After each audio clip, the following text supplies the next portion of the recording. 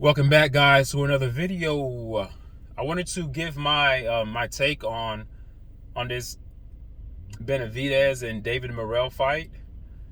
And the term casuals is usually thrown out, and like, you're a casual. Every time someone makes a comment, people tend to want to break down a person's comments by saying they're a casual or they're not a casual. Look, if anyone thinks that David Benavidez is going to dog walk David Morrell, or if anybody thinks that David Benavidez is going to have a cakewalk with David Morrell, then you are a casual.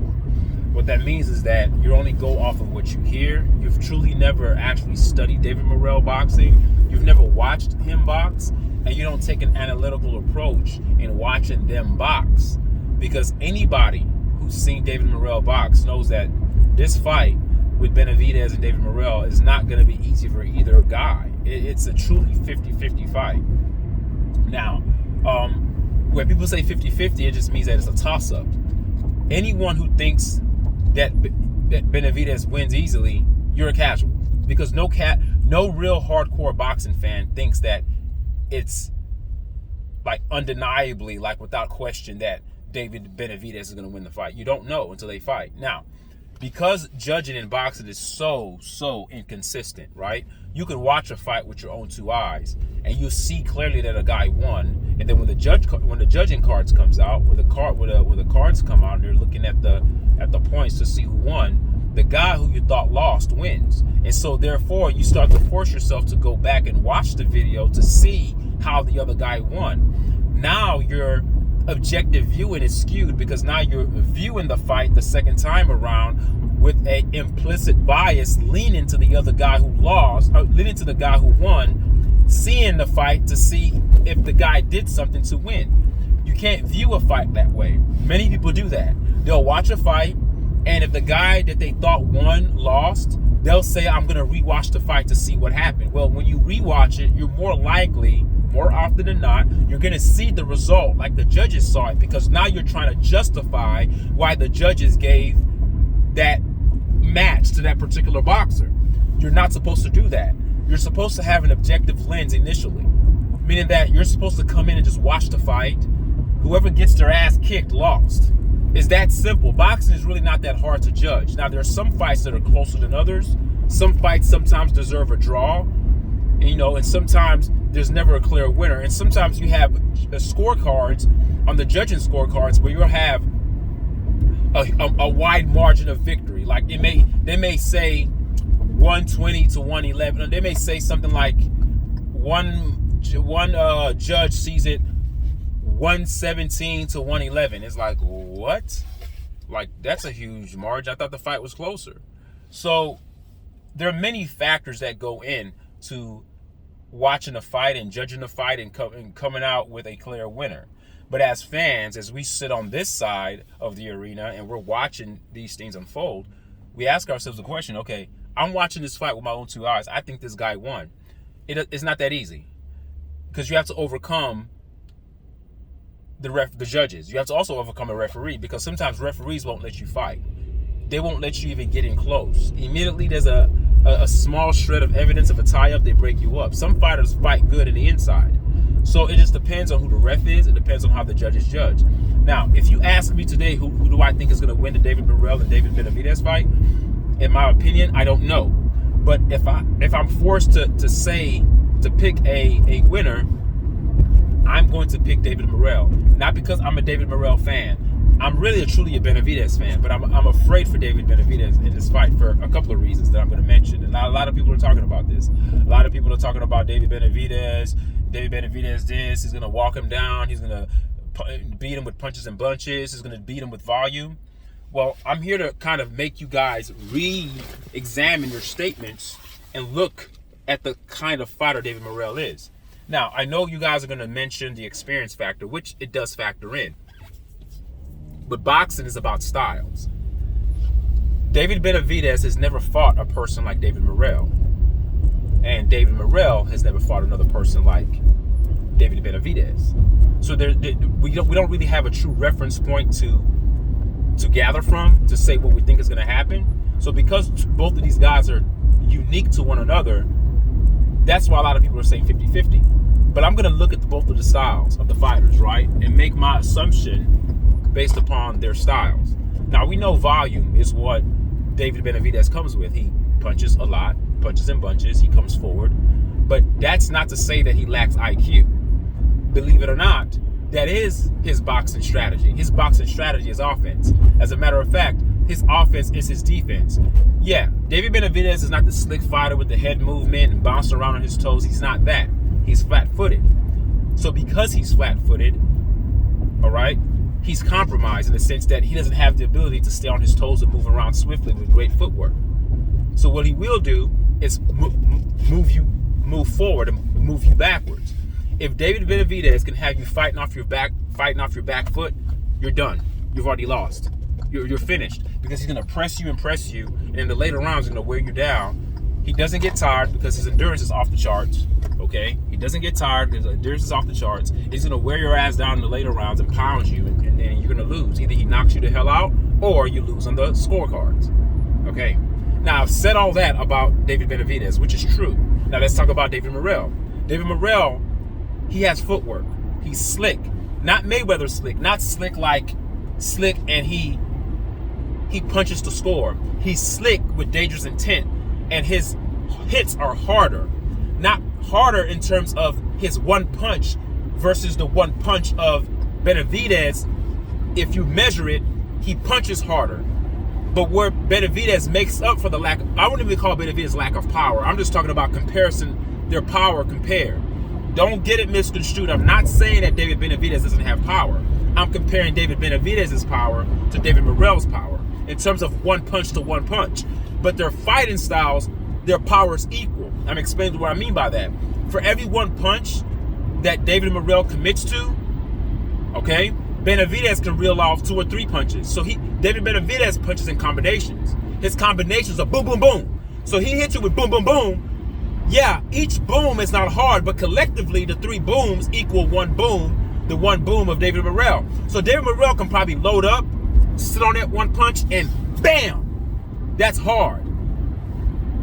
Benavidez doesn't sit on punches and go bam. He's more ga, ga, ga. He's chopping at you. It's like death by 1,000 cuts. So that's what makes David Benavidez dangerous, in that he's punching you more. He's going to outthrow you, and more than often not, he's going to outland you. All right? So he's going to be more busy than you. He's going to land more punches than you. But the challenge with a boxer like that, when you're fighting a boxer like David Benavidez, is that while you're trying to load up and find that one power punch, he's already hit you with multiple punches, and that wears on you. But the style of David Morrell can mitigate that. You say, what can David Morrell do? His footwork, his slickness. See, David Morrell has slickness with power. Many boxers that are slick usually don't have the label of being powerful punchers. David Morrell is a powerful puncher. He can be slick and hit you with power. So while David Benavidez is coming forward, David Morrell has a footwork to stick and move, to bonk and move. So they neutralize each other in that end. Whereas David Benavidez is pressing down on you and coming forward and applying a lot of pressure with volume, punches and bunches, like he likes to say. But punches and bunches cannot be effective if you're not landing them as frequently as you normally would with other opponents. David Morrell is not the typical opponent that David Benavidez has fought. He's going to miss more than hits. So because of the lack of power in terms of one-to-one punch power, when I say one-to-one, it means that for every one punch of David Morrell versus one punch of Benavidez, how do you measure that power? It doesn't measure up. Morrell's is harder. However, the combinations that David Benavidez throws ends up being equal to the one powerful punch that David Morrell throws and connects with. But when the judges see that, how are you going to see that? Are you going to give more points to David Morrell because he landed more powerful punches? Or are you going to give more points and the nod to David Benavidez because he landed more punches, not necessarily landed more powerful punches? This is why it's going to be a very hard fight to judge, and it's going to be based upon preference. If David Morrell is going to win the fight, I think he's going to win. But if he's going to win, and I'm going to tell you why I'm saying that. I can watch a fight and think he won, but the judges on the scorecard will say no. And I'm not the end-all, be-all. I'm just a person watching the fight. If David Morrell beats David Benavidez, he would have to have an overwhelming victory to the point where you don't even have to, you could be blind and see that he won. That's not going to happen. The only way the Mexican monster, David Benavidez, loses this fight is if he comes out and just fights horribly. Because we know that there's politics in boxing. Okay? He's the champion. And Morrell is coming in more as the challenger. He has more experience. He's the well-known name. If you asked most people on the street, most people would know David Benavidez before they knew who David Morrell was. Okay?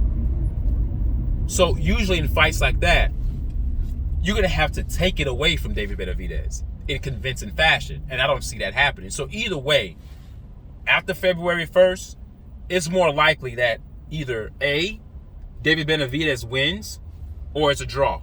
And if it's a draw, it's because David Benavidez really lost. They don't want to give him the L. And I know I'm saying this, I sound like a conspiracy theorist, but I've watched boxing long enough to see how it goes. Usually the favorite is given the edge, meaning that to beat the favorite, you have to dominate the favorite to get the win. If you beat him and it's close, they'll say it's a draw. And if you didn't come close, then you lost. Okay? So there's a when you ask me, if someone asked me off the street and said, "Hey, who do you think is going to win the fight?" Stylistically, I think David Morrell wins the fight. But in terms of the politics and the judging and the way it's going to go, David Morrell will lose the fight. Benavidez will win. Because David Benavidez is not going to get dominated the whole fight where it's clear that he lost. That's not happening. It's not. This is why I truly believe that the David Morrell fight and David Benavidez fight is going to be a trilogy. They're too good of a fight. They're too good of fighters that one fight clearly states who's better and who's not. They're going to end up fighting. There's going to be a trilogy. Mark my words. They're too good. Everyone keeps talking about Tank Davis and talking about Canelo and Crawford. I think people need to focus on February 1st. I think that this could be fight of the year, without a shadow of a doubt. I've watched both guys fight, and their contrasting styles makes it so evenly matched that I don't really know who's going to win. One guy's too smart to sit there and go blow for blow with you. That's David Morrell. Now, the only question I have about David Morrell is his endurance. We saw with Caleb Plant. We saw it in 2 occasions with Caleb Plant. When he fought Canelo, he wore out during the end. Okay, he wore out. His endurance, he didn't have it all. His punches were weaker. He lost his energy. His endurance got the best of him. We also saw with Caleb Plant, he faded out as well against David Benavidez. Because remember, earlier on, Caleb Plant was strong in the early rounds. Was he winning the rounds? One could debate that, but he looked better in the early rounds. And if he did win rounds, I would say he won the early rounds. But he ended up fading out during the end, during the latter part of the fight. So that's the only question I have for David Morrell. I've never seen him go the distance like that. The last fight that he had, I mean, it wasn't his best performance, but I can also say the same thing about David Benavidez. It wasn't his best performance either, but he had a justification to why he didn't perform so well. He said he had a ligament injury in his wrist, and he almost pulled out of the fight, but he fought anyway. And that was his first time at 175, so I give him a little grace there. But both guys didn't look their sharpest their last fight. But if you asked me who looked worse their last fight, I would say David Morrell. But that fight with David Morrell is not truly indicative of what kind of boxer he is. I've heard that his lifestyle outside of boxing is kind of wild. I've heard somebody mention that. I don't know how true that is, but they say that can factor in. But if David Morrell is honed in and focused for this fight, and he's really angry as he is, and it's not a show, I think that David Benavidez has something else that's coming.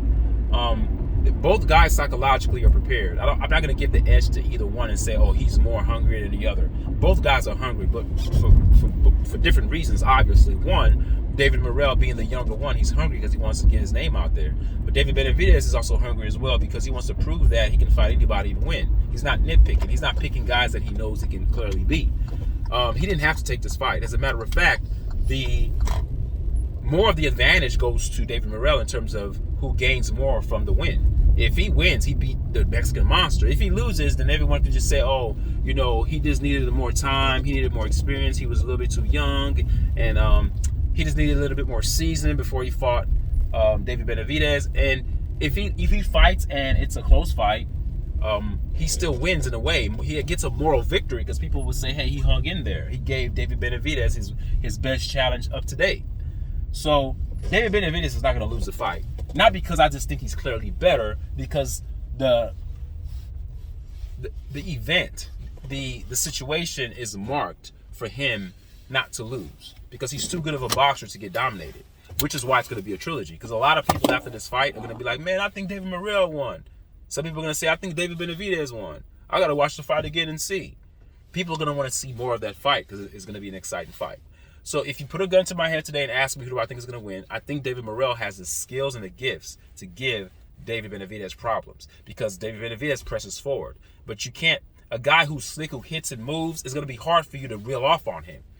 And the question again is, all the movement that David Morrell is going to do, will that wear on him in the later rounds as this guy, this robot, this RoboCop that he was talking about keeps coming at you?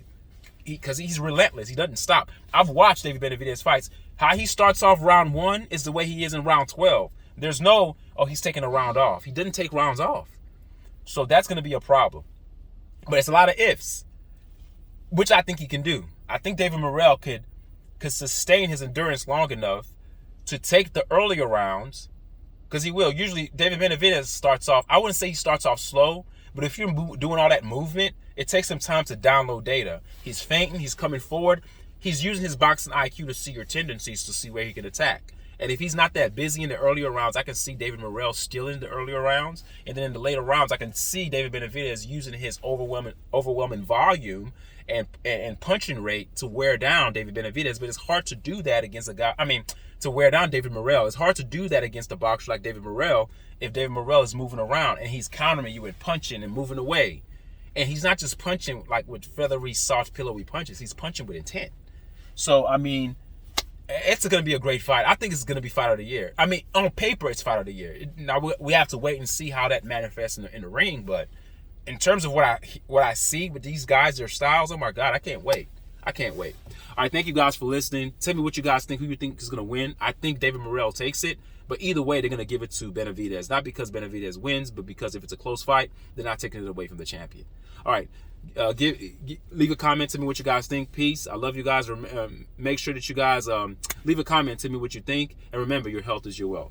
All right. Peace. Till next time. Bye.